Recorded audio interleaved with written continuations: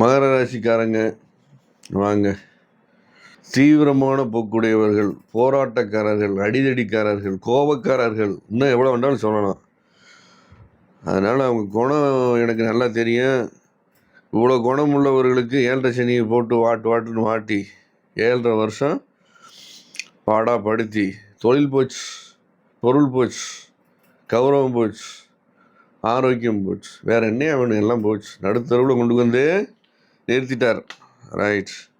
சரி, இனிமேல் கோட்டையே வசமாகும், கொடியேற்றலாம்.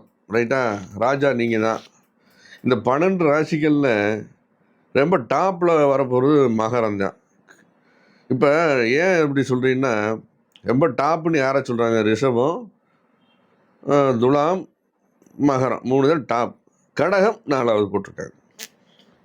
இதில் இந்த ரிஷபத்துக்கு குரு இன்னும் நல்ல இடத்துக்கு வரல. ஜென்ம குரு இன்னும் ராமர் வனவாசம் போன காலத்தில் தான் அந்த குரு வந்து உங்களை துரத்திட்டு இருக்கார். இப்போ இவருக்கு துலாத்துக்கு 8ல் குரு, வாலி பட்டம் இழந்த கதை. திடீர்னு வந்து ராமர் வந்து பட்டத்தை பறிச்சிட்டார்.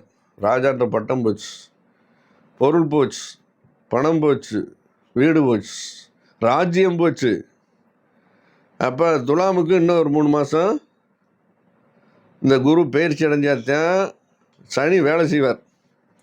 பொதுவாக சனி வந்து புது பஸ்.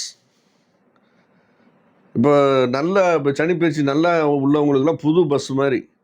அது பெட்ரோல் யார்? குரு இல்லைன்னா நம்ம பஸ்ஸை தடவி பார்த்துக்கலாம். என் பஸ்ஸு நான் தான் நம்பர் 1, உங்கள் பஸ்ஸெல்லாம் ஓட்ட பஸ்ஸு சொல்லலாம். வண்டி போகாது. ஆனால் யார் வண்டி போயிடும்?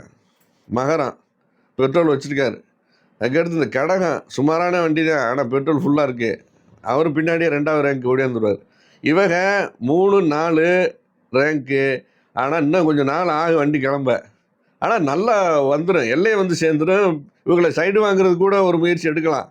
ஆனால் போகிறது யார்? மகரமும் கடகமும். அதனால் மகரம் சந்தோஷமாக வண்டி எடுங்க, நினச்ச இடத்துக்கு போங்க. நினச்ச இடத்துல நினச்ச அப்பாயின்மெண்ட் கிடைக்கும், வேலை கிடைக்கும், பிரிஞ்சவங்க ஒன்று சேர்ந்துருவீங்க, சொத்து சுகம் கிடைக்கும், ஹெல்த் வந்துடும், மிகப்பெரிய பதவி கிடைக்கும், கௌரவம் கிடைக்கும், மக்கள் செல்வாக்கு கிடைக்கும், உங்கள் தொழிலில் முன்னேற்றம் வரும். முன்னேற்றமில் டாப்பு போயிடுவீங்க.